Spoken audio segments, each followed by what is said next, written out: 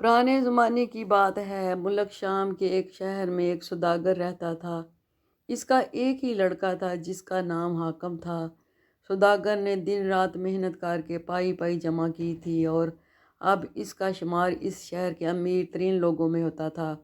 اس پر بھی وہ بہت سادہ زندگی بسر کرتا تھا اور حاکم کو بھی حد سے زیادہ پڑھنے نہیں دیتا تھا۔ جب سوداگر کا انتقال ہوا تو اس کی ساری جائیداد حاکم کو ملی۔ اتنی دولت پا کر اس کی آنکھیں پھٹی کی پھٹی رہ گئیں اور وہ باپ کی خون پسینے کی کمائی دونوں ہاتھوں سے لٹانے لگا۔ اس کی دن رات خوش آمدید دوستوں کا مجمع لگا رہتا۔ روز شہر کے کسی نہ کسی امیر آدمی یا سرکاری افسر کی دعوت ہوتی جس پر وہ دل کھول کر پیسہ خرچ کرتا۔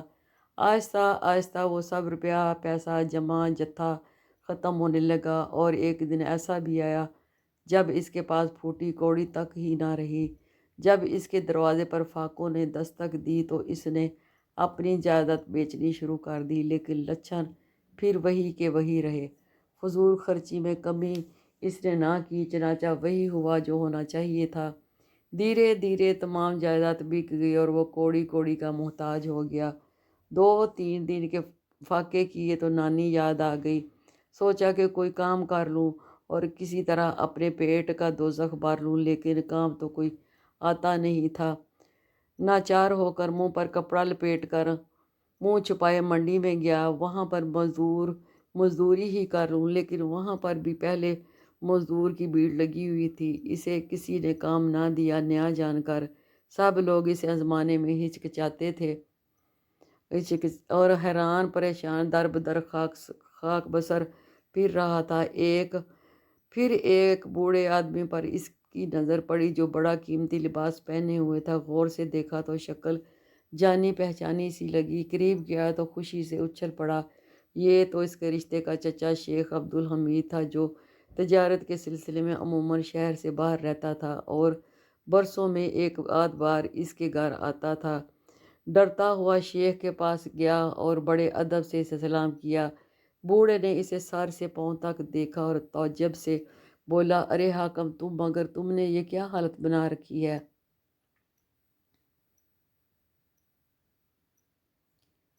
حاکم نے چچا کو اپنی ساری داستان سنائی اور سر جھکا کر بولا، افسوس ہے مجھ سے زیادہ بد نصیب اس دنیا میں کوئی نہ ہوگا۔ شیخ عبدالحمید چپ چاپ سنتا رہا اور جب خاموش ہوا تو بولا، خیر جو ہوا سو ہوا، اب تم میرے ساتھ چلو اور کام کاج میں میرا ہاتھ بتاؤ۔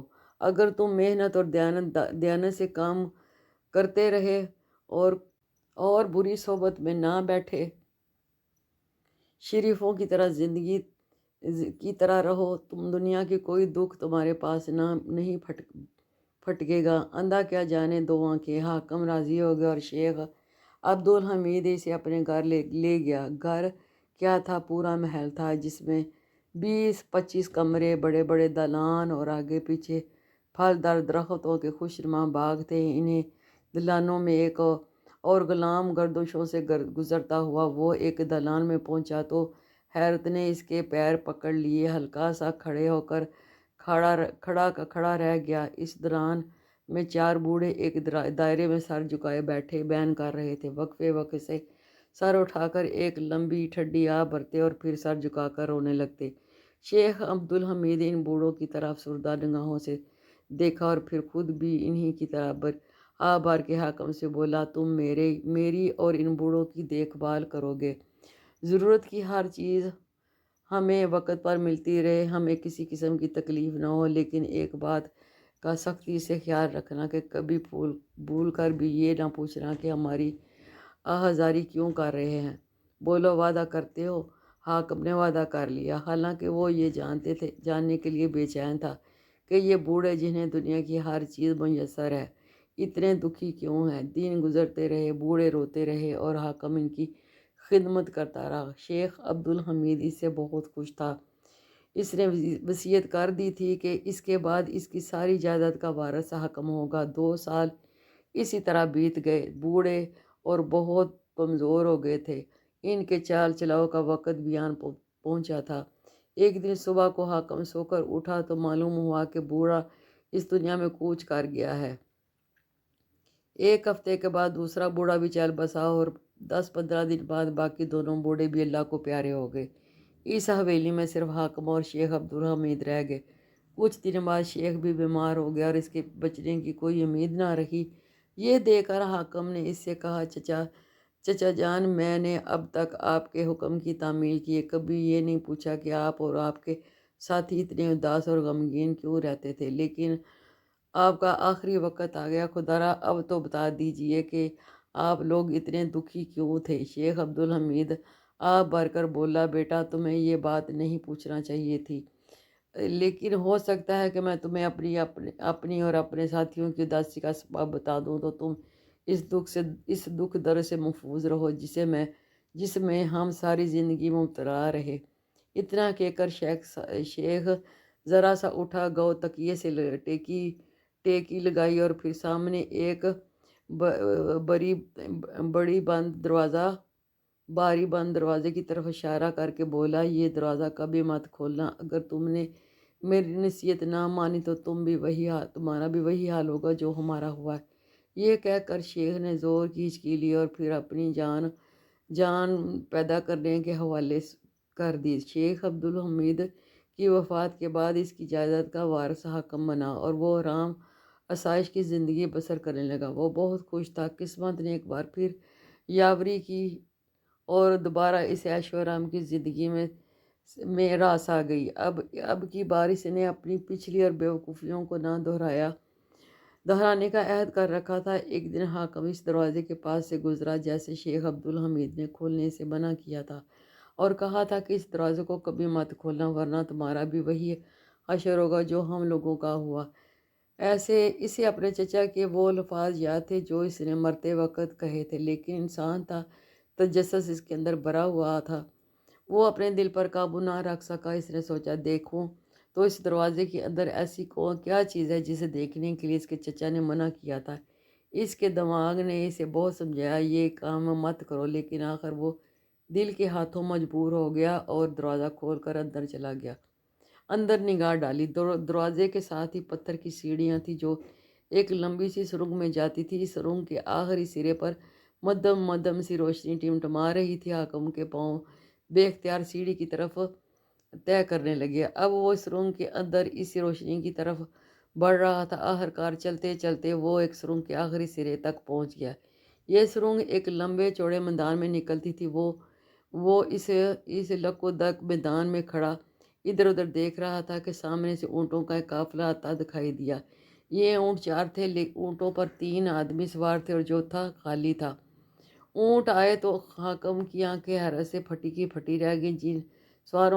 جن سواروں کو وہ مرد سمجھ رہا تھا وہ عورتیں تھیں جو شکل و صورت سے پرستان کی پریاں یا جنت کی حوریں لگ رہی تھیں۔ ان میں سے ایک عورت نیچے اتری، اس نے خالی اونٹ پر حاکم کو بٹھا دیا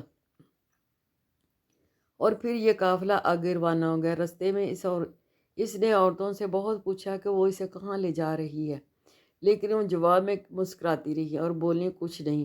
چند گھنٹوں کے سفر کے بعد یہ قافلہ ایک نہایت ہی خوبصورت اور صاف ستھرے شہر میں جا پہنچا۔ یہاں پر ہر طرف چہل پہل تھی، لوگ اپنے اپنے کاموں میں مصروف تھے، ہر شخص کے چہرے پر مسکراہٹ تھی، ہر شخص مطمئن اور خوشحال دکھائی دے رہا تھا۔ تھوڑی دیر بعد یہ قافلہ ایک عالیشان محل کے دروازے پر جا کر رک گیا۔ تینوں عورتیں اونٹوں پر سے اتری اور حاکم کو محل کے اندر لے گئیں۔ وہ محل کی ایک ایک چیز کو غور سے دیکھتا اور حیرت سے دانتوں تلے انگلیاں دبا لیتا۔ اسے ایسا لگ رہا تھا جیسے کوئی بہت خوبصورت سہانا سپنا دیکھ رہا ہے۔ عورتیں خوبصورت باغات، حسین و جمیل تختوں اور ان کے درمیان چلتے ہوئے خوش نما فواروں کے پاس سے گزرتی ہوئی حاکم کو ایک بڑے سے کمرے میں لے آئیں، جہاں ایک بڑے سے سونے کے تخت پر ایک عورت بیٹھی تھی۔ کمرہ بڑا ہی خوبصورت آراستہ تھا۔ وہ عورت جو سونے کے تخت پر بیٹھی تھی، اس نے حاکم سے کہا، ہم تمہیں اپنی سلطنت میں خوش آمدید کہتے ہیں۔ یہاں ہم عورتوں کی حکومت ہے اور ہم نے اسے جنت بنا دیا ہے۔ یہاں نہ کوئی چوری کرتا ہے، نہ ڈاکہ ڈالتا ہے، ہر شخص کی ضرورت کی چیزیں مہیا کی جاتی ہیں، کوئی غریب نہیں ہے، کوئی کسی کا محتاج نہیں ہے، سب خوش و خرم زندگی بسر کرتے ہیں، بولو ہماری سلطنت میں رہنا چاہتے ہو؟ ملکہ عالیہ، اس جنت میں کس کا رہنے کو دل نہیں کرتا؟ حاکم نے بڑے ادب سے سر جھکا کر کہا، تو پھر ٹھیک ہے۔ ملکہ نے کہا، تم یہاں ہمارے محل میں رہو، لیکن ایک بات یاد رکھنا۔ یہ کہہ کر ایک بند دروازے کی طرف اشارہ کیا اور بولی، کبھی اس دروازے کو نہ کھولنا، ورنہ ساری عمر پچھتاؤ گے۔ حاکم کو عورتوں کی اس سلطنت میں رہتے ہوئے 1 برس ہو گیا۔ اس عرصے میں اس نے وزیرزادی کی لڑکی سے شادی کر لی تھی اور اب وہ ایک چاند سے بیٹے کا باپ تھا۔ اس کا ہر روز عید اور ہر رات شب رات کی طرح تھی، نہ کوئی فکر تھی نہ کوئی غم، بس ایک چیز دل میں کھٹکتی رہتی تھی، وہ یہ معلوم کرنا چاہتا تھا کہ اس دروازے کے اندر کیا ہے جسے کھولنے سے ملکہ عالیہ نے منع کیا تھا۔ ایک دن اس دروازے کے پاس سے گزرا تو ٹھٹک کر کھڑا ہو گیا۔ اس نے سوچا کہ میں اپنے چچا کا کہنا نہیں مانا تھا تو اس دروازے کو کھولنے پر میں اس جنت میں پہنچ گیا۔ اگر ملکہ کا کہنا نہ مانوں تو ہو سکتا ہے اس سے بڑی جنت میں پہنچ جاؤں، جو اس سے بھی زیادہ خوبصورت اور اچھی ہو، اور وہاں پر ان سے بھی زیادہ خوبصورت حوریں اور پریاں ہوں۔ یہ سوچ کر اس نے یہ دروازہ کھولا اور ہلکی سی چرچراہٹ سے دروازہ کھل گیا۔ اس دروازے کی سیڑھیاں بھی ایک لمبی سی سرنگ میں جاتی تھی اور اس سرنگ کے آخری سرے پر بھی مدھم سی روشنی نظر آ رہی تھی۔ وہ سیڑھیاں اتر کر اس سرنگ کے آخری سرے تک گیا اور جب باہر نکلا تو سرنگ ایک دم سے اس کے پیچھے سے غائب ہو گئی۔ اب وہ ایک میدان میں کھڑا تھا۔ اس نے ادھر ادھر دیکھا تو اسے ہر چیز جانی پہچانی نظر آئی۔ وہ اپنے شہر میں پہنچ گیا تھا۔ اب اسے معلوم ہوا کہ وہ بوڑھے کیوں ہر وقت روتے پیٹتے رہتے تھے۔ اب اس کی زندگی بھی روتے پیٹتے دھوتے ہی گزر جائے گی۔ وہ اپنے گھر بار اور خوبصورت بیوی بچے کو بھی یاد کرتا جو جنت میں چھوڑ آیا تھا، اور پھر دھاڑے مار مار کر رونے لگتا۔ اسی طرح وہ روتے دھوتے ایک دن مر گیا اور اس دروازے کا راز بھی اپنے ساتھ ہی قبر میں لے گیا۔ یہ سچ ہے کہ انسان کسی حال میں خوش نہیں رہتا اور ہمیشہ خوب سے خوب تر کی تلاش میں رہتا ہے۔